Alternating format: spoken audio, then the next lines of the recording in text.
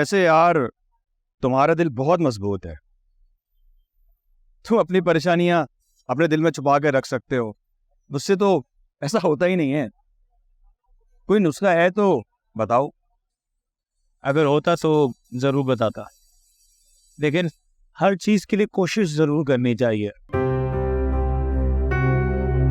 कोई काम हो उसको करने के लिए, कोई परेशानी हो उसको छुपाने के लिए, और कोई दूर हो तो उसको करीब करने के लिए, और आहिस्ता आहिस्ता ये कोशिश आदत में तब्दील हो जाती। तुम ठीक है, तुमने ऐसी बातें सीखी कहाँ से? अपनी जिंदगी की नामहरूमियों से। मैं बहुत पहले अपने माँ बाप से दूर हो गया था और जिंदगी के कई मरहलों से गुजर कर यहाँ तक पहुंचा हूं मैं। बहुत जिद्दी बच्चा था मैं, बहुत मगरूर। सिर्फ 8 साल की उम्र में घर से भाग गया था। फिर तो तुम्हारे सामने अपनी परेशानी का जिक्र करना ही फजूल है। तुम्हारे सामने तो मेरी परेशानियां कुछ भी नहीं, बल्कि मैं तुम्हारे हौसले और हिम्मत को दाद देता हूं। तुम बहुत अच्छी जिंदगी गुजार। हर इंसान की किस्मत तुम्हारी तरह कहाँ होती है।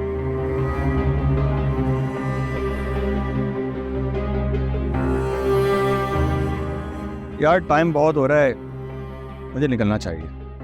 चलो मैं तुम्हें छोड़ देता हूँ। नहीं, मैं चला जाऊंगा। नहीं नहीं, रास्ते में ही पड़ेगा। चलो आओ, मैं तुम्हें छोड़ देता हूँ। आओ। अच्छा,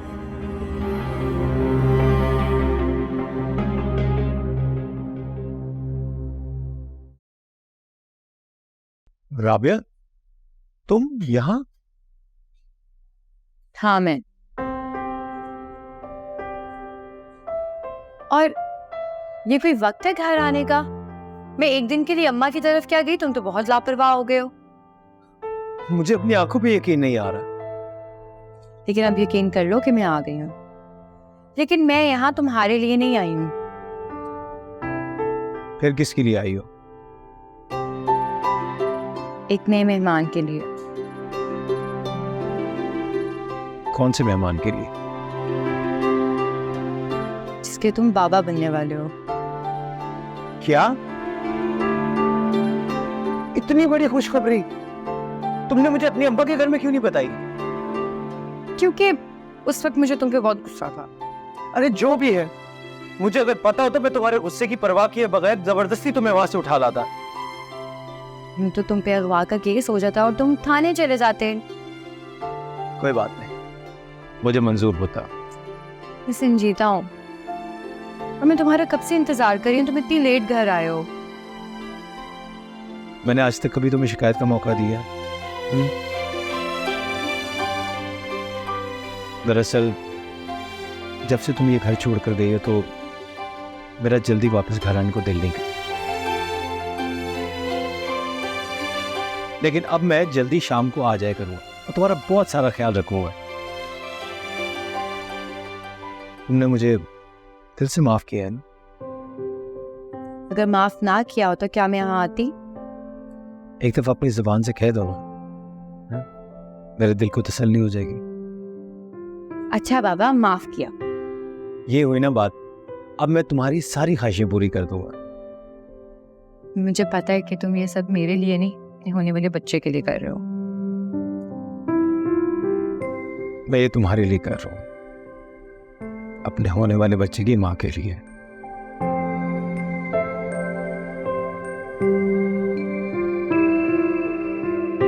आज आपको इतने दिनों के बाद मेरी याद कैसे आ गई जुबैदा बाजी?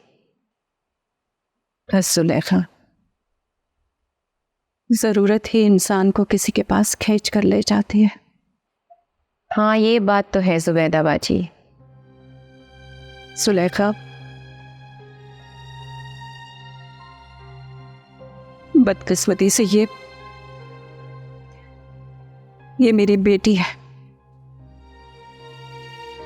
मोहल्ले के किसी लड़के ने इसे बेवकूफ बनाया और इसकी वजह से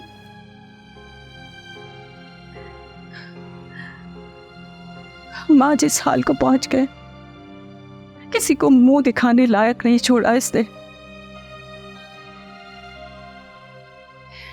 इसकी बेवकूफ़ी की सज़ा हम भुगत रहे हैं। सुलेखा, मुझे तुम्हारी मदद की ज़रूरत है। सुलेखा, तुम ही कुछ कर सकती हो। अफसोस की बात है, शक्ल से तो नहीं लग रहा इतनी बड़ी बेवकूफ़ी की होगी इसने। तुम आजकल की लड़कियों को क्या हो गया है, क्यों अपने माँ बाप की इज्जत का ख्याल नहीं करती? ये सब कुछ करके तुम्हें शर्मिंदगी के अलावा कुछ मिला? बताओ।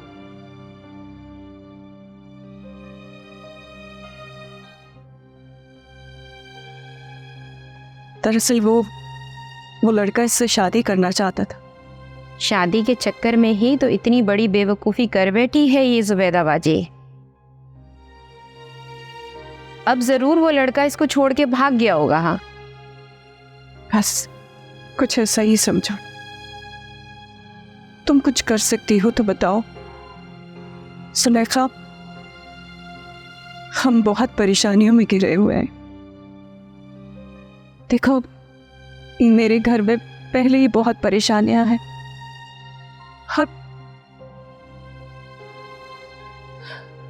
इसकी वजह से और मुश्किलात पैदा हो गई हैं। मैं अस्पतालों के चक्कर नहीं काट सकती बार बार। इससे तो और मुश्किलात पैदा हो जाएंगी, रही सी कसर भी पूरी हो जाएगी। देखो, ये तो मेरे राज को राज रखोगी ना, इसलिए मैं इसे तुम्हारे पास लेकर आई हूं। खुदा के लिए जुलेखा, इस मुश्किल वक्त में मेरी मदद करो। वो तो ठीक है जुबैदा बाजी, लेकिन इस वाक़े को कितने दिन हो गए हैं? दिन नहीं, 4 महीने हो चुके। तौबा है जुबैदा बाजी, इतनी लापरवाही। ये मेरी बदनसीबी के अलावा कुछ भी नहीं है जुलेखा। खुदा के लिए मुझ पर एहसान करो, हमारी मुश्किल आसान कर दो। मैं जिंदगी भर तुम्हारी एहसानमंद रहूंगी। आओ मेरी शहजादी, आओ बैठ।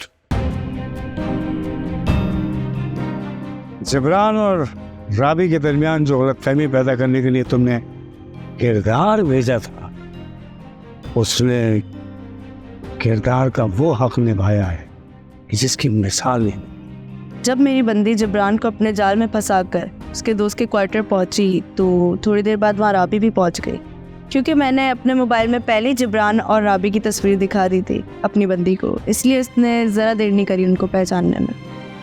जैसे ही वहाँ राबी पहुंची, मेरी बंदी ने अपना दाव चलाया।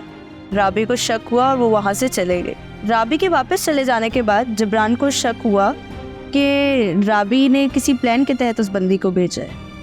इस बात की तस्दीक के लिए वो उस बंदी को रोकना चाह रहा था, लेकिन वो मौका पाते ही वहाँ से फरार हो गए, वरना उसे पता चल जाता कि हमने उसको वहाँ पे भेजा है तो प्लान उल्टा हो जाता।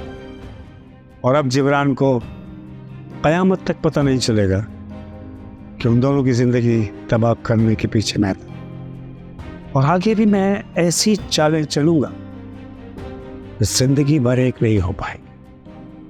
और उसके बाद आएगा मज़ा राबी के साथ खेल के।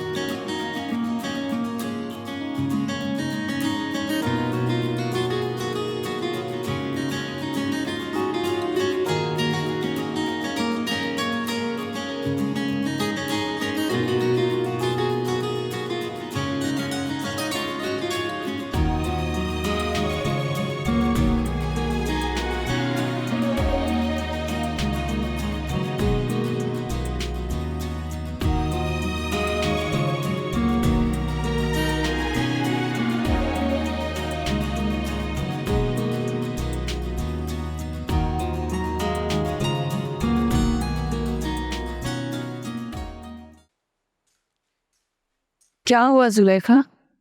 कुछ हुआ क्या? सुबैदा बाजी, मैंने आपसे पहले भी कहा था ये काम बहुत रिस्की है, आपको अपनी बेटी को डॉक्टर के पास ही लेके जाना पड़ेगा।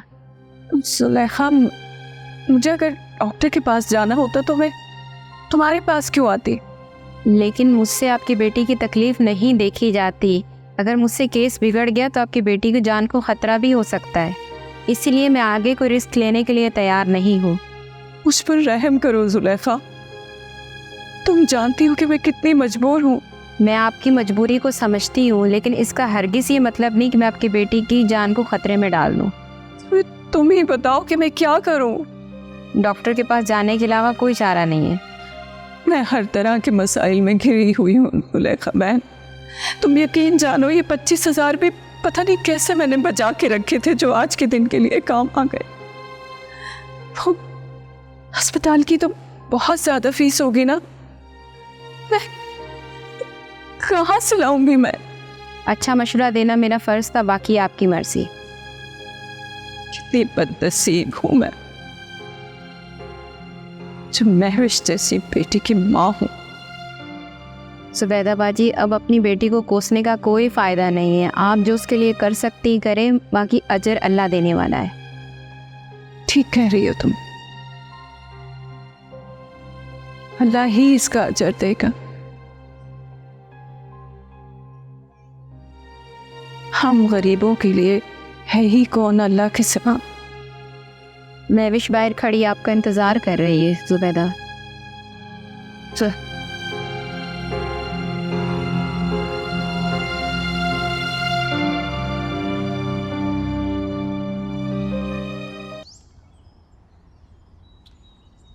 परवीन, मैंने हमेशा तुम्हारी गलतियों को नज़रअंदाज किया।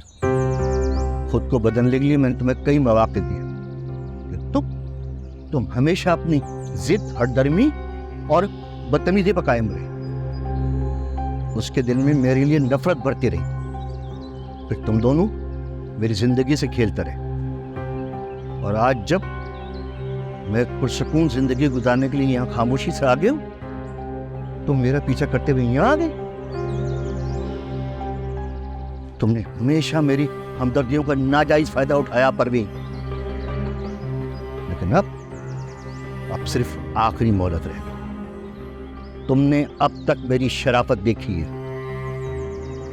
कल तक तुम यहां से चली जाओ, और अगर कल तक तुम यहां से नहीं गई, फिर तुम्हें मेरी अदावत का मजा चखना पड़ेगा। तुम्हें क्या लगता है अली रजा, मैं इतनी आसानी से तुम्हारी बातों से डरकर अपने गांव फरार हो जाऊंगी? अगर तुम वाकई ये सोच रहे हो ना, तो ये तुम्हारी बहुत बड़ी गलतफहमी है।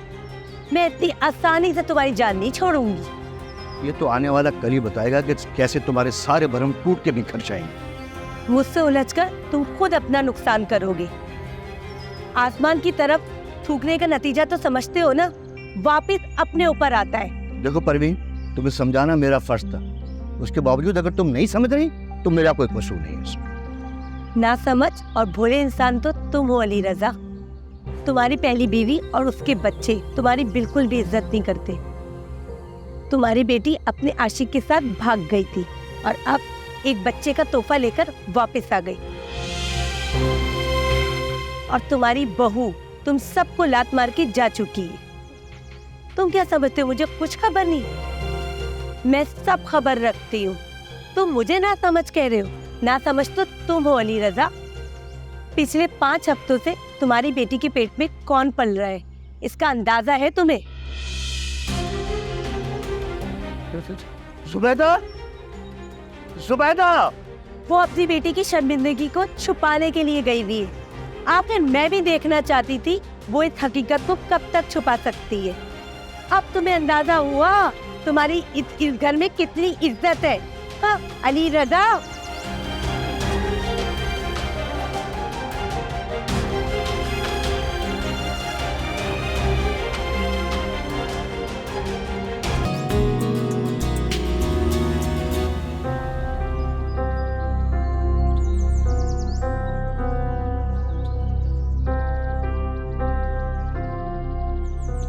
हेलो, हाँ जानो, कहाँ हो तुम?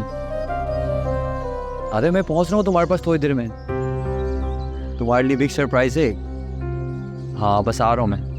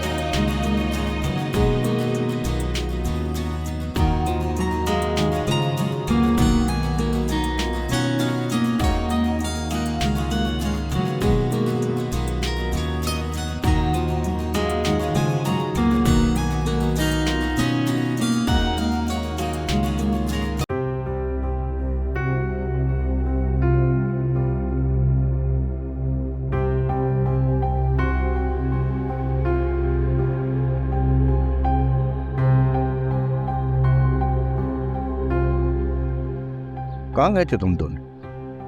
वो महविश की तबीयत ठीक नहीं थी, इसको डॉक्टर के पास लेकर गई। क्या हुआ उसको? रात से बुखार में तप रही थी, अब जाके इसकी तबीयत जरा संभली है। हकीकत बयान करने से क्यों डर रही हो जुबैदा?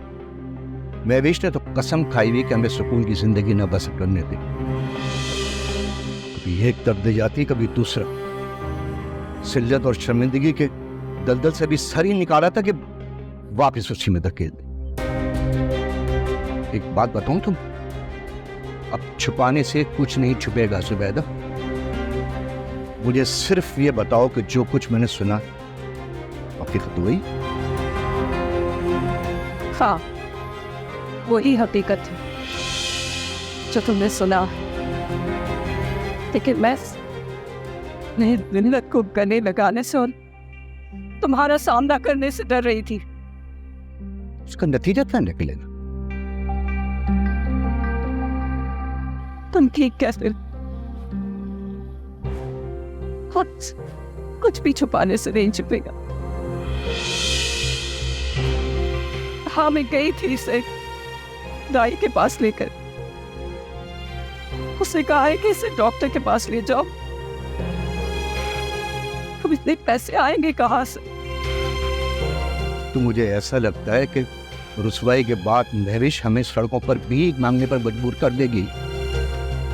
घर के हालात बिल्कुल अबतर हो गए। शहजाद की न सिर्फ नौकरी गई है, बल्कि वो अपनी बीवी से भी उसके हालात बहुत खराब हो गए। उसने अपना रवैया तब्दील कर लिया। एक तरफ घर के हालात खराब है, दूसरी तरफ वो नौकरी के लिए वारा मारा कर रहा है।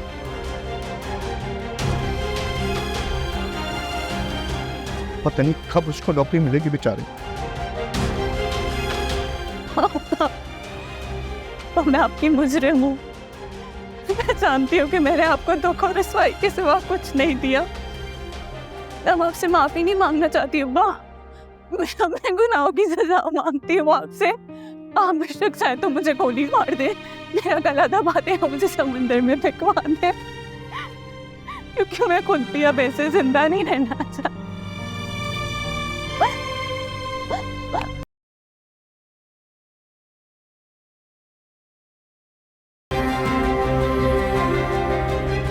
वैसे इस तरह का प्रोग्राम महीने में एक बार ज़रूर होना चाहिए। कम से कम ये बात तो साबित होगी कि मैं तुमसे कितनी मोहब्बत करता हूँ। तुम मुझसे नहीं, अब अपने बच्चे से मोहब्बत करने लगे हो। आज से पहले कब इतनी मोहब्बत दिखाई है मुझ पे? राबिया, सच पूछो तो मैं जिताना नहीं चाहता था, वरना जितनी मोहब्बत मैं तुमसे करता हूँ शायद ही इस दुनिया में कोई किसी से करता हो।